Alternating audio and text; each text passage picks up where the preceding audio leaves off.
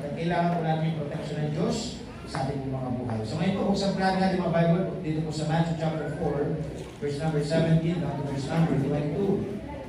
Kaya po natin ginagawa, masaya po natin sa salita sa verse number 22, ay sabay-sabay po tayo. Matthew chapter 4. Sige Brad, nasa slides na yan, nasa slides na. Sige yan. Verse number 17, down to verse number 22.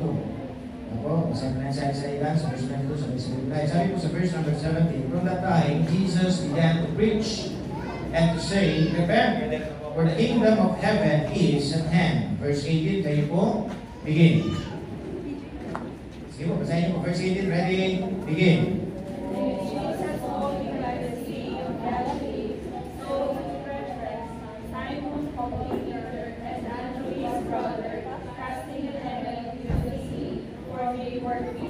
Verse number 19, and he said unto them, follow me, and I will make you fishers of men. Verse 20, begin. Verse 21, and going on from thence, he saw other two brethren, James, the son of Zebedee, and John his brother, in a ship, with Zebedee their father, mending their nets, and he called them. Verse number 22, sabi tayo ready to begin. And they immediately left the ship and their father and followed him. Okay, the one message this morning is mending our nets. Kahit lahat ay yung sa gitna ng langit. Ang maraming Diyos na gila sa lahat. Kami po Diyos na patuloy na nagpupuri po ng kapasalamat sa panibagong pagkakataon at pinagkalag niyo po sa buhay po ng bawat isa. Maraming salamat po Diyos sa mga huli na pinawi, huli na napakinggan. Tawas sa pagpagitan po ng aming mga tinig, mga boses, mga bibig, na patuloy ang inyong banal na pangalan at may taas sa inyong mga buhay. Maraming po salamat po Diyos sa pagkabasa pa yung mga kasulatan, aming pagpapulay-bulay sa oras po ito, ng aming dalangin sa ating Pag-Espiritu, kayo po patuloy ng pilos po sa aming kalagitnaan, na patuloy po ipaunawa ang inyong gusto ipapatin sa buhay po ng bawat isa. Kung gaano po ba kami dapat maging tapat, kung ano po ba dapat namin gawin para sa ikalalaganan po o Diyos ng inyong mga salita. Lagi po po, ipapagin ang katagumpayan sa inyong pagpapatuloy, pero siyempre yung mga Sunday schooler, sana po sa kalagunang edad, patuloy, mamotivate po sila na maglintupin po sa inyong harapan. Sa inyo po ang pakulit na salamat at pagkakilangin sa pangalan ni Jesus. Amen. Amen. Please be seated. So once again, good morning. At ay nagpapasalamat sa Diyos pagka tayo po yung muli ng ating people na magtamat ng bagyo na po, dumating. Yung apat yata na bagyo, yung tuloy-tuloy na dumating na po sa Pilipinas. Pero lagi natin tandaan na po yung mga bagyo niya dumadaan lang. Hindi po yan na nanatili. Kaya dapat tayo po sa buhay po ng mga mananampalataya, magpatuloy lang tayo maglingkod sa Diyos. At katulad lamang yung mga bagyo sa buhay po natin. Nagaya po yan, ako, hindi ko pa may bagyo, hihinto na tayo sa paglilingkod sa Panginoon. Parang ano lang po yan problema eh. Yung problema sigurado darating. Yung problema alam natin. Ako, kayo nga, tatanungin ko kayo, dami yung mga problema, dami yung kailangan solusyonan sa inyong mga buhay. Pero sabi ng Diyos, it doesn't mean na may problem ka, hihinto ka na. Ako, hindi ka nalalapit sa Panginoon, hindi ka na maglilingkod, hindi mo naaway ka ng Diyos. Kundi sabi ng Panginoon, make a decision to serve God. Na kung gumawa ka ng desisyon na maglingkod sa Panginoon, gumawa ka ng desisyon na bumangon ka, at ikaw ay maglingkod sa Panginoon. Na po, ang tema nga natin mga kapatid, this month of November is each one reach one. Na po, the Great Commission, Matthew chapter 28, verse number 29 and 30. Na po, nasabi na sa Diyos, go ye therefore and teach all nations. Gumayo kayo. Na po, at ituro nyo ako, sabi ng Panginoon. Turuan nyo lahat ng mga bansa. Ipakilala natin si Kristo. Bautismo sila sa pangalan ng Ama, ng Anak, ng Espiritu Santo. Kaya nga dapat ang isang mananampalataya hindi lang basta tumanggap sa Panginoon Jesus. Kung hindi dapat ikaw ay sumunod sa tubig na bautismo. Yun yung second step. Sinanay Nita, bumabagyo rin eh. Diba? Bumabagyo rin, no? Sinanay Julie, na bautismohan. Ganito si Sister Elizabeth. So, yun yung second step para ikaw yung mapalapit sa Panginoon. Tapos sabi ng Diyos sa verse number 20, teaching them to observe all things. Turuan sila para maunawaan nila yung mga bagay-bagay. Kasi bakit? Sometimes sa buhay natin, meron tayo hindi maintindihan. Meron tayo hindi naunawaan. Kaya kahit mga po, salita ng Diyos ay paunawa sa atin. Nang sabi ng Panginoon, kagaya po yan. Sabi ko nga kanina, yung bagyo, ang mukha po yan, napakalakas. Signal number 5. Ang pangalan po niya ay Super Typhoon. So, yan yung pinakamalakas kasi super typhoon.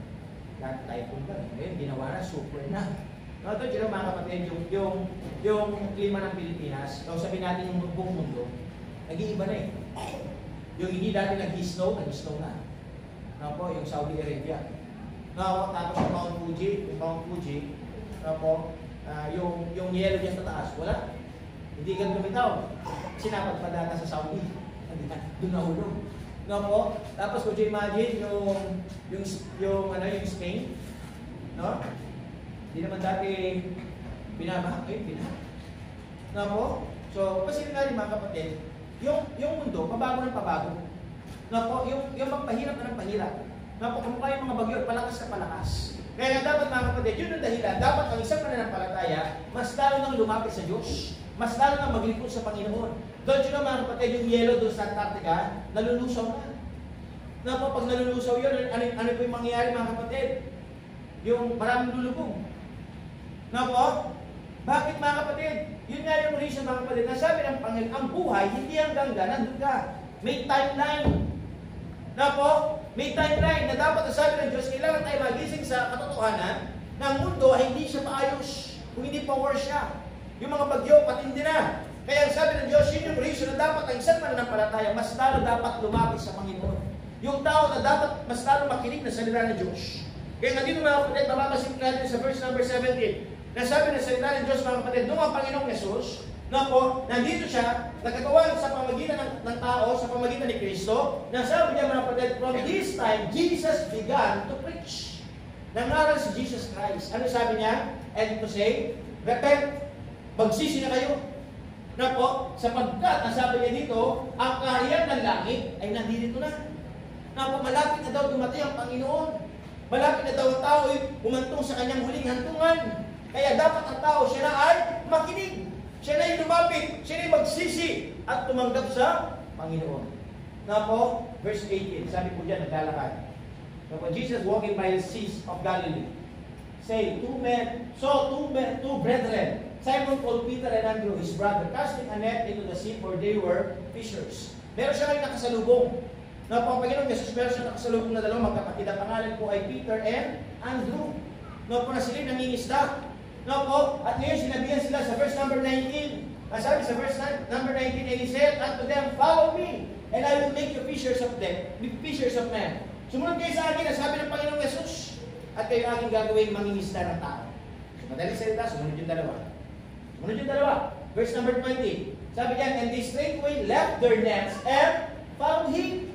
Na po, do you imagine, meron silang ginagawa, pero nung naunawaan nila nakita nila ang Panginoon na nag-utos sa kanila, hindi basta tao. Nakita nila ng Panginoong Jesus.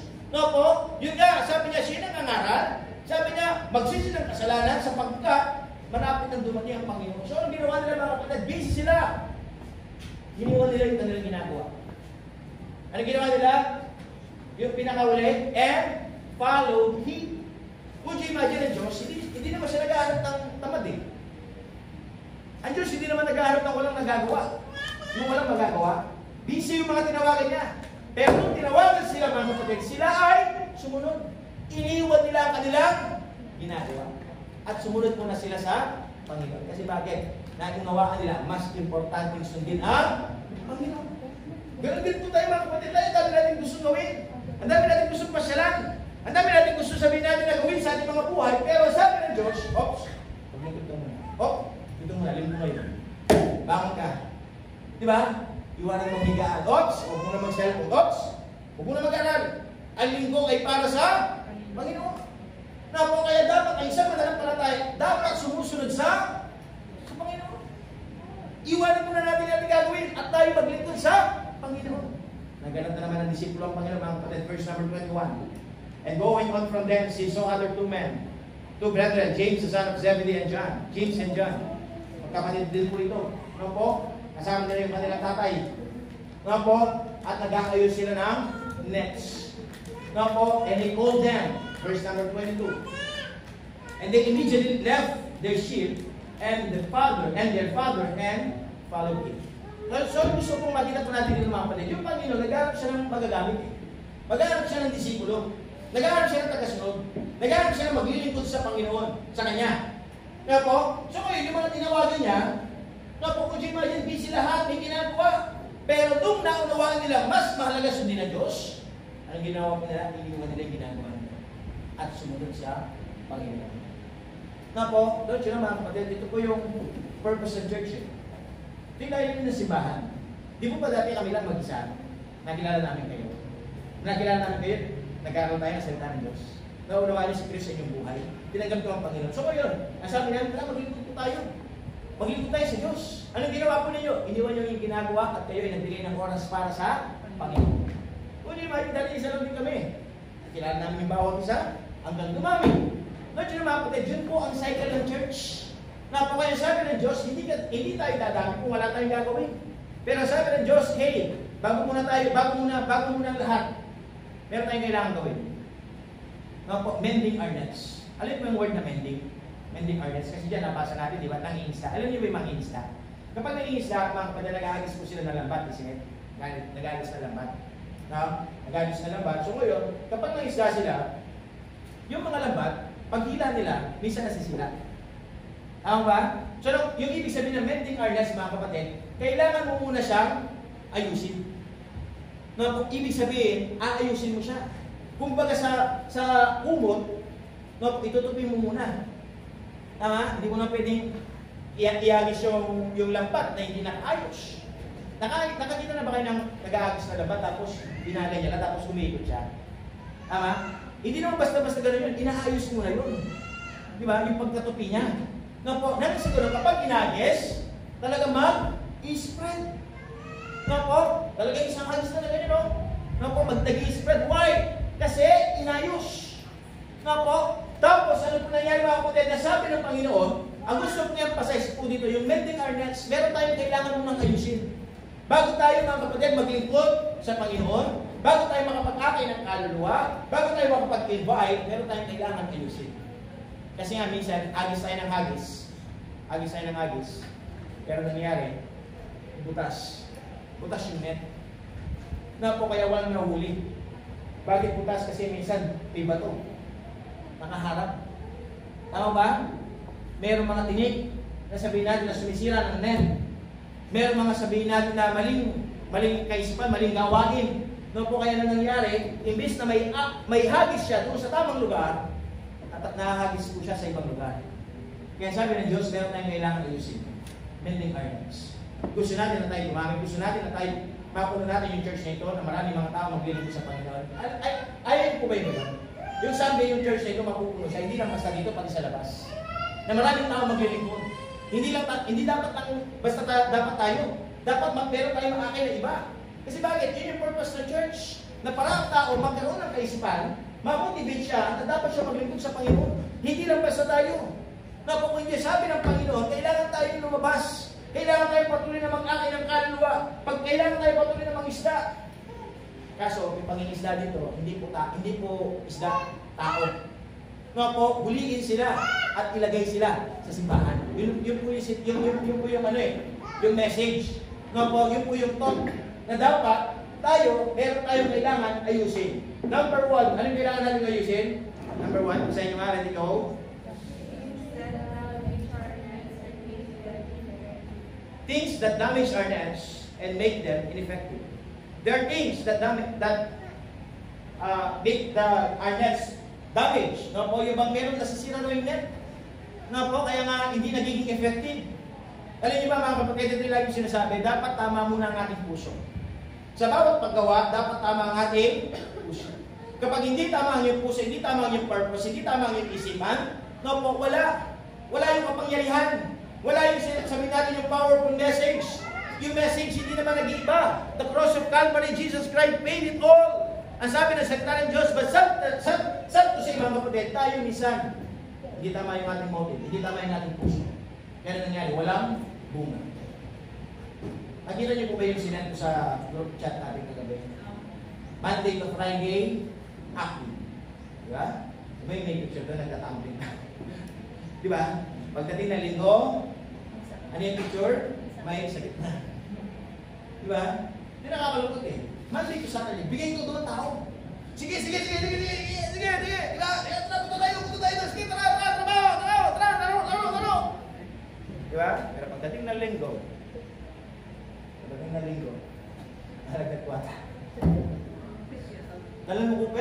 lagnat? Di ba? Kahit panapanya mama kayo, baka kumali eh. Di ba? O, tapos pahawakan. Parang nilalagot ako. Di ba? Parang sinisipon ako. Di ba? Parang hinahatok ako, parang naiilo ako. Kaya sabi ng Diyos, mga kapatid, may mali. Di ba? Kung imagine ang tao yung linggo po, bigay todo pagdating sa iba. Pagdating sa Panginoon, ano tayo? Hindi tayo maayaw. Agad natin sinasabi, sa susunod na lang. Di ba? Pagdating sa lubot, sa libo, sa pasyal, sinasabi pa sa susunod na lang. Ay, tugi kuma. Di ba? Di ba? Kang may nga pila-pila na ka. Di ba? Bisan gano'n eh, kahit nag-play ka na, dahil meron kang kagustuhan. Di ba? Gusto mo pa rin. Pero pagdating sa Panginoon, mga kapatid, pag nalingkod sa Diyos, wala kang karamdaman, nagkakaroon ka ng karamdaman. Di ba? Alala ka magpili. Sabihin mo, tika pili. May pili mo, buwak. Di ba? Napili yung buhok mo. Diba po? Kaya sabi ng Diyos, mga kapatid, i-damage yung net natin. No po, bakit? Kasi nga hindi tama ang iyong puso. Ang tanong ng Diyos, ang inyong paglilingkod, nasa puso niyo pa rin ba? Yung paglilingkod niyo sa nasa puso niyo. Yung pagpunta niyo sa simbahan, hindi ba nagpipilitan? No po, sana hindi nagpipilitan. No po, kasi mga kapatid, sabi ng Diyos, kasi anay sa Diyos, tayo lahat gamitin eh. Kasi nga, tinawag tayo ng Panginoon. Sa tingin niyo, sino tumawag sa inyo? Yung tumawag pa sa atin yung bigas. Hindi naman siguro yung spaghetti, di ba? Sa atin yung spaghetti. Hindi naman siguro yung nagtatawag sa atin. Hindi naman siguro yung mga gamot. Tama? Kung mabitamin yung pastor, ay, siguro, pastor, maraming stock na bayit na gamot. Di ba? Hindi rin. Tama, bakit nagtatawag sa atin? Di ba nagtatawag sa atin ng Diyos? Di ba? Di ba? Hindi naman nagtawag sa inyo yung makdo. Diba? Hindi. Diba? Ang nagtawag sa inyo ang Panginoon. Kaya dapat mailagay sa inyong kaisipan, ang Diyos ang nagtawag sa akin.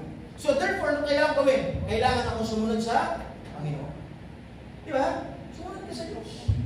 Siya sa atin mo yung sarili, ang iyong puso, ang iyong isipan. Tama ba ba yung ginagawa? Inuulit ko mga kapatid, karamihan ng mga pananampalataya, karamihan ng mga tao pagdating sa iba, bigay todo. Pero pagdating sa Panginoon, kulelat. Kaming kulelat. Yung kulelat, walang gana. Yung kulelat, inaantok. Yung kulelat, mga kapatid, walang intensyon na makinig. Kaya ito ng Diyos kayo. Napo, ang mga po yan, alam natin yung bagyo. Diba? Yung bagyo. Napo. Yung iba, no, siyempre maghahanda. No? Ang daming bagyo. Kaya ginagawa church.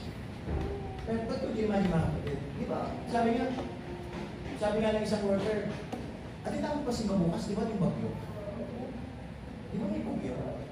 Tapos sumagot siya, bagyo lang yun ay, bagyo lang yan. Di ba? Mas importante ang Panginoon. Tapos, could you imagine? May sasakyan naman nagsusunod, tama? Tama? May sasakyan naman nagsusunod eh. Sasakyan nga. Siyempre, safety kayo na, tama? Oo. Could you imagine? Kaya sabi ng salita ng Diyos mga kapatid sa buhay natin, yung bang lagi tayo mag-isip ng paraan, paano tayo maglingkod sa Diyos? Unahin muna natin ang Diyos bago lahat.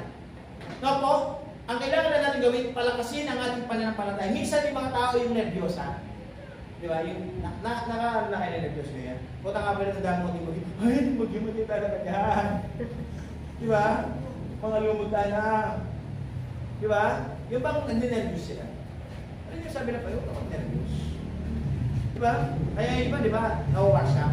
Nervous breakdown. Sabi ng Diyos, ang ibig sabihin pag nag-nervous ka, ibig sabihin mahina ang iyong pananampalataya sa Diyos. Para ba sinasabi mo ang Diyos ay mahina? Para sinasabi mo ang Diyos ay walang kwenta? Diba? Para ang Diyos sinasabi mo na walang kapangyarihan. Sabi nga ng awitin ng trio kanina is, He is already on your tomorrow. Nandun na siya. Nauna na siya. Kaya kasabi ng kanta, don't be afraid. Huwag kang matakot. Nauna na ang Diyos. Lagi natin lagay sabi kay Sipan, nauna ang Panginoon. Hindi siya nahuli. Sino pong nahuli? Sino nahuli? Tayo. Ang Diyos hindi nahuli. Di ba? Ang Diyos lagi eksakto. Ang Diyos lagi siya nauna. Ang Diyos Lagi lang siya nandun. Ang tao pong nahuli. Bakit nahuli ang tao? Kasi nga may mali. Di ba? Meron siyang kailangan gawin. Kaya hindi nagiging effective. Sabi niya, no? Make them ineffective. Kasi nga, butas. Nga po, di ko ba kapag sabihin natin na butas-butas yung net, kahit na maraming ang huli, lalabas lang. Tama? Kaya sabi ng Diyos, mga kapatid, meron tayong kailangan munang ayusin. Sarili natin. Amen po ba? Amen. Sino dito hindi na kailangan ayusin yung sarili niya? Wala. Lahat tayo, kailangan natin ayusin yung sarili natin. Tama ba? Ayusin natin yung ating puso. Ayusin natin yung ating kaisipan. Ayusin natin yung ating pananalita. Ayusin natin yung ating kilos. Naku, ang sabi nga ng Panginoon, alisin mo ng turuan. Ganun eh. Pinipilit niya. Di ba? Minsan, sabi ng Panginoon, yung tao, ang sarap niyang ganyan, no? Di ba? Tinuturuan mo na, ayaw mo mapato. Di ba? Dala mo na kaya malaki. Di ba? Hindi! Di ba? Pinipilit pa rin. Sabi ng Diyos, bakit hindi mo ayusin? Ayusin mo sarili mo. Ayusin mo ang puso mo. Ayusin mo yung isipan mo. Ayusin mo yung gawa mo. Ayusin mo yung pananalita mo. Ang tanong ng Diyos, tama pa ba ang puso mo sa Panginoon? Gusto mo pa ba rin magpaglingkod sa Diyos?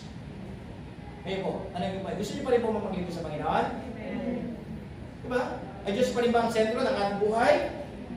Dapat gano'n. No po, bakit nakakata? No? Yan, si Brother Mark. Diba? Sister Jenny. No? Nagkanta kanina sa choir. First time nila. Dati si Mark siguro kinakanta nila. Ay, iba na ganda yan. No? Tsaka si Sister Jenny. Diba? At least nagkakaroon ng puso na kumanta. Diba? Natuturuan sila. Na po, kaya nga dapat sa buhay natin mga kapatid, patuloy lang natin ayusin yung ating mga sarili, nang sa ganoon, marami po tayong magawa. Marami mga tao minsan nadidisgrasya. Nadidisgrasya bakit? Kasi malayo sa Diyos. Tama ba? Kung ba napapahamak, no? Kasi hindi na nakakapunta ng church, hindi nakakaisip, nahihirapan, no po, iba't ibang mga nangyayari sa kanyang buhay. Tapos, kapag nandun na siya sa hindi niya na kaya, saka pa lang siya lalapit sa Diyos. Ang tanong po, ganun po ba yung gusto niyo? Yung lalapit po kayo kapag hindi niya na kaya. Yung pag-iisip ka para sa Panginoon dahil yun nga, no choice ka na.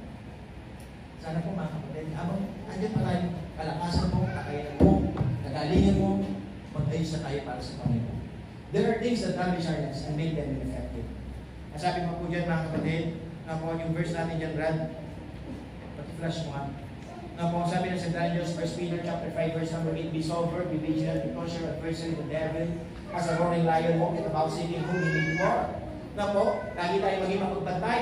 Lagi tayo maging mapagmatsyad. Bakit? Kasi andyan si Satanas. Nakagaya siya ng isang leon. Napala ba yung lion? Yung lion matakaw. Yung lion naghahanap ng pagkakataon para ikaw ay kainin. Na po, sabi niya no? Kaya sabi niya, mga kapatid, kailangan ka maging mapagbantay. Sapagkat meron tayong kaaway sa Satanas. Na nais ka niyang ibagsak. Na nais ka niyang pahintuin sa iyong paglilingkod. Na nais ka, mga kapatid, na mag-ibang iyong puso. Gusto ka niyang kainin. Gusto ka niyang itaboy sa iyong paglilingkod. Sabi ng ating pinag-aral, be sober, maging mapagbantay. No po, ano pa mga kapatid? Nasabi dyan mga kapatid sa Romans chapter 15 and verse number 3, for even Christ pleased not himself, but as it is written, the reproach of them that reproach thee fell on me. Yung mga sabi dyan mga kapatid, ang Diyos, hindi naman siya naparito para pasiyahan ang kanyang sarili. Ito pa gusto natin i-emphasize. Hindi ka nabubuhay sa mundo ito para pasiyahan lang ang iyong sarili. Dapat mabuhay tayo sa mundo ito, pasiyahan natin ang Panginoon. Not to please ourselves, but to please God in our life. Kaya ano na Diyos? Napapatuwa kaya natin ang Panginoon. Napapatuwa niyo pa ba ang Diyos? Napiplease pa kaya natin ang Diyos sa buhay natin? Kaya nawa mga kapatid, let us continue. No po, to mend our nets. No po, ayusin natin yung damage. Ayusin natin yung ating puso. No, i-connect natin uli. Di ba yung net, meron siyang dugtong-dugtong. Pero kailangan i-dugtong eh. Pero kailangan ayusin. Yun nga, pagdugtong-dugtungin natin yung puso natin, na dapat isa lang yung ating goal. Pagdugtong-dugtungin natin yung isipan natin, na dapat hindi malayo yung isa. Dapat pare-pares yung kaisipan natin pagdating sa Panginoon. Tapo, kaya sabi ng Diyos mga kapatid, na dapat patuloy natin itong ayusin nang sa ganun. Kapag hinihagis natin ang salita ng Diyos. Makikita natin may power. Makikita natin may bunga. Makikita natin may huli. Makikita natin mga kapatid, may reward. Why? Because inayos natin ang ating puso't kaisipan, ang ating sarili sa harapan ng Diyos. Mending our nets. Number 2. Things to consider about our nets. Ito nga yung kailangan ayusin eh. Yun nga yung nets. Ano ba yung nets? Naku, ito nga yung ano eh, yung way of life, mindset. Yun yung nets. Gano'n ka katatag, gano'n ka kalakas. Yung nets kasi yun mga panit, tinutukoy kung yung pagkatao mo eh. Anong klaseng pagkatao meron ka? No, di po ba yung net, iba't iba yung tatag? Ama, kapag malaki na yung isda, kapag mahina yung net, manipis lang yung pagkaano niya, yung pagka-nylon niya, agad mapupunit. Tama mo ba? Kaya dapat patatagin yung nets. No po? Kaya nga dapat dito mga kapatid, sabi ng ating pinag-aralan, consider about our nets. No po, dapat yung net mo maging class. No po, maging quality. No po, yung pang quality siya, talagang matatag. Talagang makapal. No po, pwede ba tayo maging makapal pagdating sa Panginoon? Amen po ba? Amen. Ang mahirap dito pagdating sa kalungkutan, kapal-kapal ng mukha natin. Pero pagdating sa Panginoon, magsishare ka lang, magdadala ka ng Bible, nahihiya pa tayo. Magbibigay ka lang ng tracts, maliit na babasahin, ayaw mo. Diba? Sumama ka lang ng Bible study, o kaya mag-invite ka, nahihiya ka. Imagine, sabi ng Panginoon, pagdating sa iba, ang kapal-kapal mo, bakit pagdating sa akin, ba't hindi mo naman gawin yung pagiging makapal mo? Diba? Yung ikwento mo, hindi mo naman buhay mo eh. Alam niyo ba kapag tayo nag-Bible study, hindi naman buhay natin yung pinakwento natin eh. Tama ba? Sino yung pinakwento mo? Panginoon. Tama ba? Buhay ng Diyos. Para maging matapat. Para lumapit sa Panginoon. Kaya sabi ng Diyos mga kapatid, no po, yung bang dapat talagang ayusin natin yung ating mindset, hindi dapat kaya ang Diyos. Kayo, gusto ba yung kaya ang Panginoon? Kasi sabi ng Diyos, kung ako'y kayawin, kakayarin kita. Why not be proud that you are a Christian? Proud ba kayo na kayo Christian? Isa lang natin. Proud ba kayo na kayo Christian? Amen. Ano yung ibig sabihin ng Christian? I am with Christ. I am with Christ. Ako ay na kay Kristo, kaya nga nandito yung word na Christ. Christian. Christ. Di ba? Good Shepherd San Manuel. Ayun, no? Tayo, meron tayong word na Christian. We are the real Christian. Why? Because Christ is with us. Di ba? Christ is within our hearts. Di ba? Hindi lang basta salita. Hindi lang basta tagline. Kung hindi dapat talagang tama ang iyong relasyon sa Panginoon. Kaya sabi ng Diyos, mga kapatid, na po, yung bang ayusin natin, the quality of Christians. Na po, kaya dapat tayo patuloy na mangaral sa Diyos. Huwag kami kaya ang Panginoon. Amen mo ba? Amen. Pananalangin, kinakaya pa panalangin. Ay, maraming tao. Hindi tayo magpapay. Ganun. Diba? Pari ka pa rin. Kunwari, maraming tao. No po, kakanta ka ng Christian song. No po, ano tatawagin sa'yo ng mga tao? Ay, bandoy ka naman. Ang kinakanta mo. Di ba? Ba't iba yung pagkanta ng Christian song? Mga awitin makalangit. Ba't ibang awitin yung glory to His name? Bakit bang kantayin yung victory in Jesus? Di ba? Napakaganda mga awitin na nagbibigay kasiyahan sa Panginoon. No po? Kaya sabi ng Diyos, huwag mong ikahiya ang Diyos mo. Amen? Ipakita mo na ikaw ay Christian. Sabi ko, mga kapatid, sa simpleng pananamit nyo lang, sa simpleng, no po, pag-aayos mo lang, makikita na sa'yo, ay, pupunta na church to. Ano ba? Pupunta na church. Ay, maglilipot lang to. Ay, magbumol lang to. Diba? Diba minsan, nakikita na based on our appearance. Dapat, makikita sa'yo, magsisimba ka. Bakit nila makikita magsisimba ka? Kasi nakikita nila kabanalan eh. Nakikita nila kaayusan. Nakikita nila na doon ang iyong paggusto, pagnanais, na talagang ikaw ay maglingkod sa Panginoon. Things to consider are next. Consider mo, what kind of Christians are you? Sabi nga sa inyo, meron tayong iba't ibang klaseng Christian. Ang tanong, kayo mga young people, di ba may mga gates kayo, may mga level 1, level 2, level 3, level 4, level 5? Kung kaya sa pagka-Christian, anong klaseng level ka? Baka hanggang ngayon, level 1 ka. Sa baba ka. Di ba? Katagal-tagal mo na nag-church. Katagal-tagal mo na naglilingkod. Kadayo mo na napakinggan. Baka hanggang ngayon, doon ka pa rin sa level 1. Anong ibig sabihin? Hindi ka umangat. Hindi ka lumakas. Hindi ka tumatag sa Panginoon. Napo, dapat nag-level up tayo. Napo, dapat nag-improve. Dapat, napo, tumatatag, tumitibay. Kailan mo sinasabi mga kapatid, there are things that we must consider about our nets. Napo, gusto mo yung ating giving. Diba? Minsan tayo gusto natin tayo tumatanggap. But the question is this mga kapatid, ang nais sa Diyos, it is more blessed to give than to receive. Mas magandang, mas pinagpapala ang nagbibigay kaysa tumatanggap. Napo, yes, there are things na tayo minsan tumatanggap. Kadalasan tumatanggap tayo. But the question is this, are you willing to give? Nakatanggap ka, nakareceive ka. But the question is this, are you willing to give? What's the principle of the Bible? Give and it shall be given. Gusto mo tumanggap ka? Magbigay ka muna. Diba?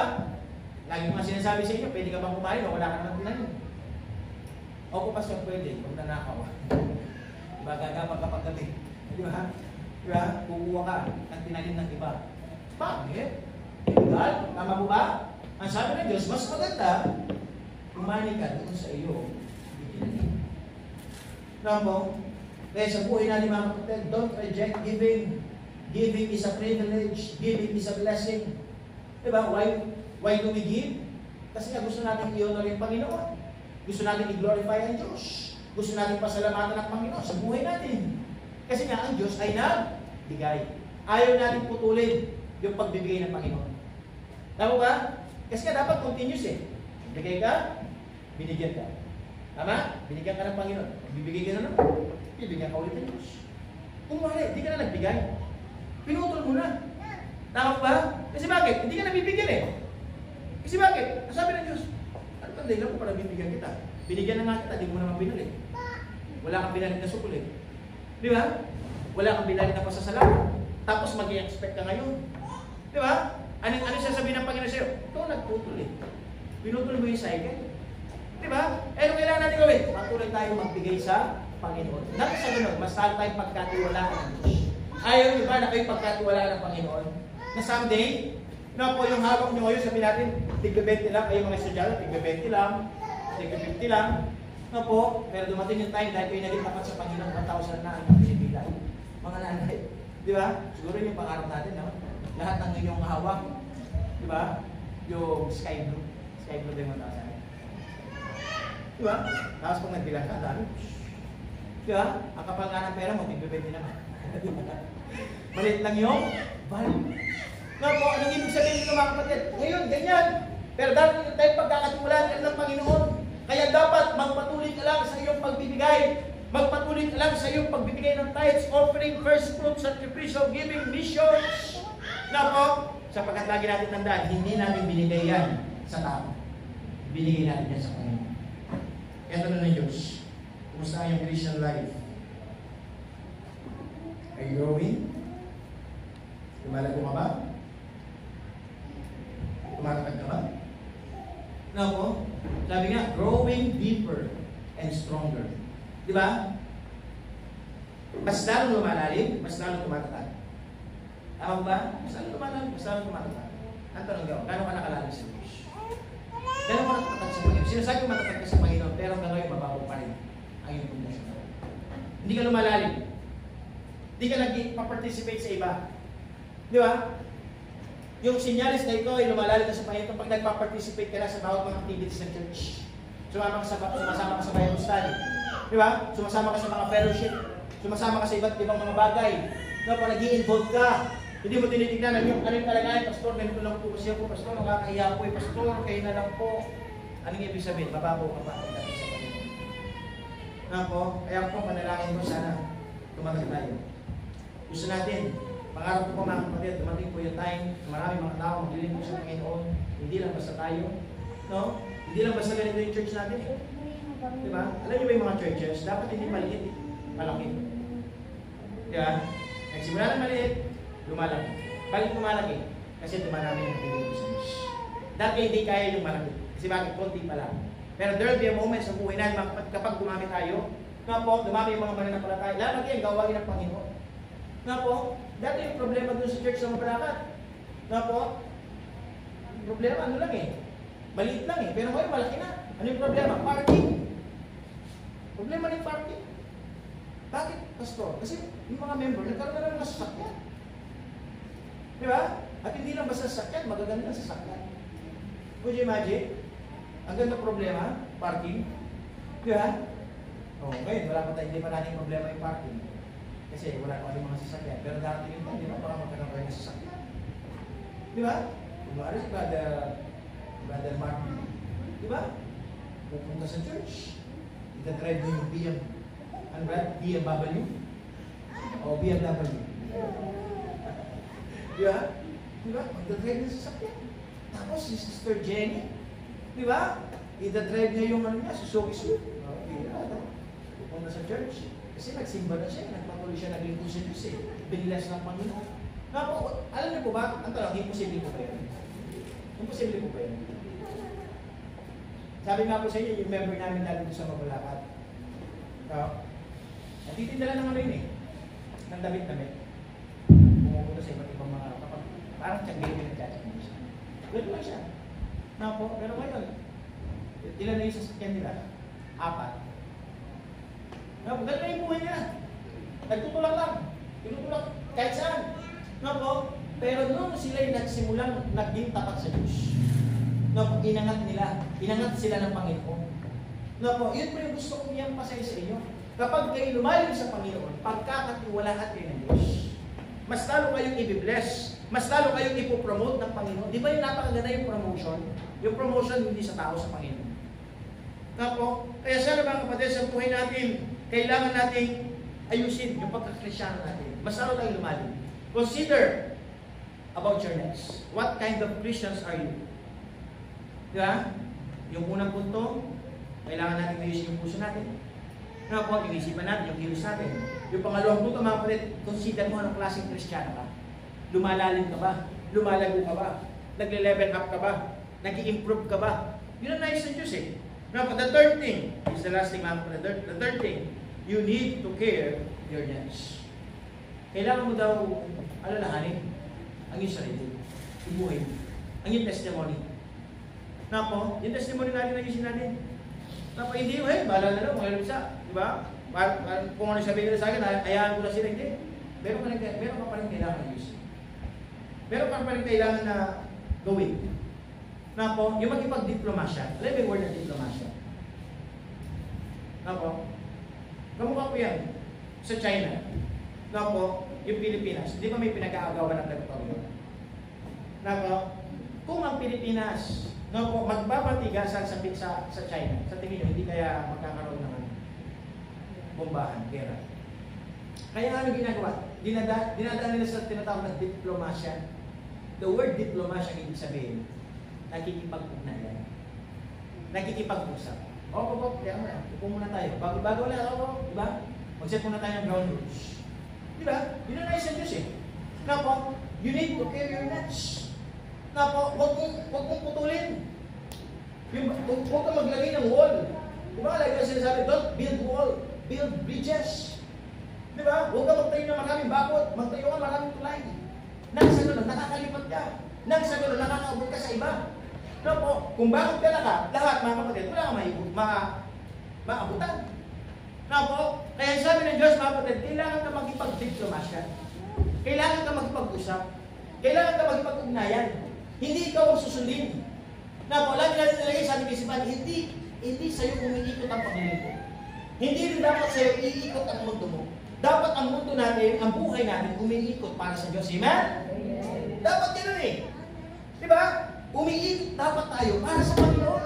Hindi para lang sa sarili natin kasiyahan. Hindi lang para sa sarili natin kagustuhan. Hindi lang para sabihin na ikaw may papalakpakan ng tao. Hindi. Diba? Sabi ng Panginoon, diba? Nagdiba ka na. Diba? Kaya sabi ng Diyos, mga kapatid, you need to care your needs. Meron pa ba tayong care sa gawain ng Diyos? Sa simbahan ito, meron pa ba kayong care? Meron pa kayong habang? Meron pa kayong malasakit? Meron pa kayong mga kapatid concern sa simbahan? Di ba? Sabi nga ng salita ng Diyos, mga kapatid, we must protect the unity of our church. Now, po, this mandate is given to each one of us. Binigay ito lahat para sa atin. Now po, na kailangan natin protektahan ang pagkakaisa ng simbahan. Ayaw ng Diyos na tayo nag-away-away. Ayaw ng Diyos na tayo nagtutulakan. Ayaw ng Diyos na tayo nagbibitawan. Kung hindi dapat makipag-reformasyon tayo. Now po, inulit ko. Sino may nais ito? Ako ba? Hindi. Nais ng Diyos. Now po, kaya sabi ng Diyos, hindi natin makukuha yung natin goal, each one reach one. Kung hindi natin ayos yung nets natin. Minsan nandun eh. Now po, hagis na ng hagis. Now po, bato na ng bato na salita ng Diyos. Marami nandun sa loob. Yan lang. May nasisira. Sira kasi yung net. Now po, bakit sira yung net? Kasi may mali. May mali yung isip, may mali ang puso, may mali ang gawa. Now po, pwede ko pa sa buhay natin, ayusin natin. Now po, sabi nga kanina, dapat yung puso natin pagtutungin natin. Yung isipan natin, pag-connect-connectahin natin. Na po, nang sa gano'n yung gawa natin, mas malawak, na po, mas malaki. Na po, kung yung net mo, nagagis ka, maliit lang yung net. Nagagis ka, pero ka makukuha, maliit lang yung net. Anong kailangan? Malawak. Na po, malawak. Kaya nga yung goal natin mga kapatid, na po, sa bawat mga barangay tayo pumupunta.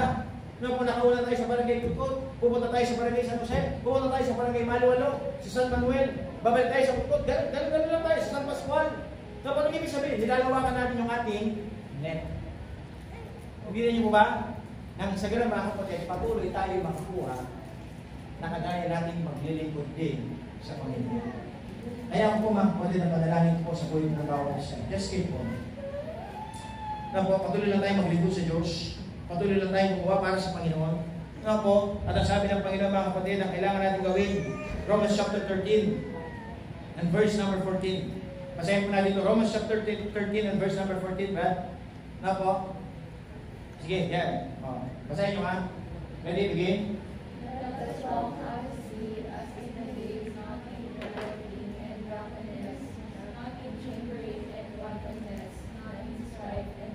Yun po mga kapatid, sabi dyan, lumakad tayo na may honesty, katotohanan, pagiging tapat. Nasabi dyan mga kapatid na hindi sa araw na ikaw ay nagrarayot, di ba? Naglalasing. No po, not in chambering and wantonness, nakikipag-away, not in strife and vying, hindi inggitan, hindi hidwaan. No po, kundi ang ilagay natin mga kapatid, verse number 14. Basahin nyo nga po, ready begin?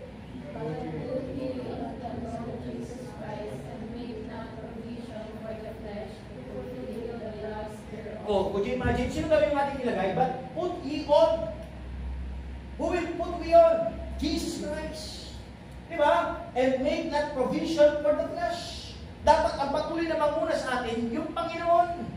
Na po, si Kristo. Hindi yung magustuhan sa laman. Na po, kaya nga lang sinasabi, hindi sa rin natin kagustuhan. Dapat ang kagustuhan ng Panginoon. Eh sabi dyan, mga kapatid, yung next verse natin, ang nais ng Diyos, bilang mga mananampalataya itong kailangan natin gawin. First Peter chapter 5 verse 6. Basahin nyo nga natin begin. Humble yourselves, therefore, under the mighty hand of God, that He may exalt you in due time. Could you imagine the nice thing? Just humble yourselves. Pag sinabi natin humble yourselves, pagpakumbaba sa Panginoon. Lumuhod ka sa Diyos. No po, nasabi ng Panginoon, na darating yung time dahil kayo nagpakumbaba sa Panginoon, iyak sabi ng Diyos, itataas ka ng Panginoon. No po, huwag ka magkapura, huwag ka magmadali. May tamang oras ang Panginoon. No po, ano ba mga kapatid? No po, last verse, 1 Peter chapter 5 verse 7, casting all your care upon Him, or He careth for you. No, ibigay lahat natin yung ating pag-aalala. Ibigay natin yung ating concern, sapagkat ang Diyos may concern naman sa atin, may alala sa atin. No po, kaya sa buhay natin mga kapatid, yung goal natin this month of November, each one, we must continue to proclaim God's Word, pangaral sa Kristo. Hindi nyo po nakikita mga kapatid, pero po lagi kong pinapangaral ng Panginoon Jesus. No po, lagi akong pupunta sa iba't ibang mga lugar, kasi hindi ko na kailangan i-report lahat sa inyo eh. Tama ba? Pero meron akong ginagawa. Kaya minsan si Mang Mayrin, minamay-day na lang niya. No po, pero meron ginagawa. Lagi nag-share, lagi nag-Bible study, pumupunta. No, bakit? Kasi yun yung purpose. Ang pastor, anong purpose? To preach, to teach, to reach. No po? Kaya sana ganun din po kayo mga members. No po, patuloy lang tayo. Maglingkod sa Panginoon. No po, kumuha ng mga bagay-bagay. Nang sa ganun, patuloy tayo maging kagalangan ng Diyos. Maging kalulatian natin ng Panginoon at patuloy natin mapasaya ang Panginoon sa ating mga buhay. Dalangin po, sana magkaroon po kayo ng bunga. Bunga ng tao. Bunga may dadala sa Diyos. No po, meron kayong may influence, may invite. No po, sa pagkatasabi ng Diyos, kapag ikaw ay ang pagdala sa Panginoon, meron kang bunga. Meron kang sports sa Diyos. Kasi bakit? Nakapag-akay ka eh. Ginawa mo. Hindi mo sinarili yung biyaya ng Panginoon. Nag-soul winning ka. Yes, it's either na yung iba, i-reject ka, pero sabi ko hindi, maraming tao. Kung ayaw ng isa, punta ka sa iba. Di ba? Ang kailangan na nang gawin ng Panginoon, sumunod ka. Maglingkod ka. Kaya sa oras mo ito, mga kapatid, sana nag-usap mo sa salita ng Diyos. Meron tayong kailangan Diyos. Meron tayong kailangan magtibayan. At meron tayong kailangan din sa buhay natin. Wala yung iba, kundi ang Panginoon. Kaya sa oras mo ito, hindi mo sa basa tayo natin kayo. Siguro, isa sa please.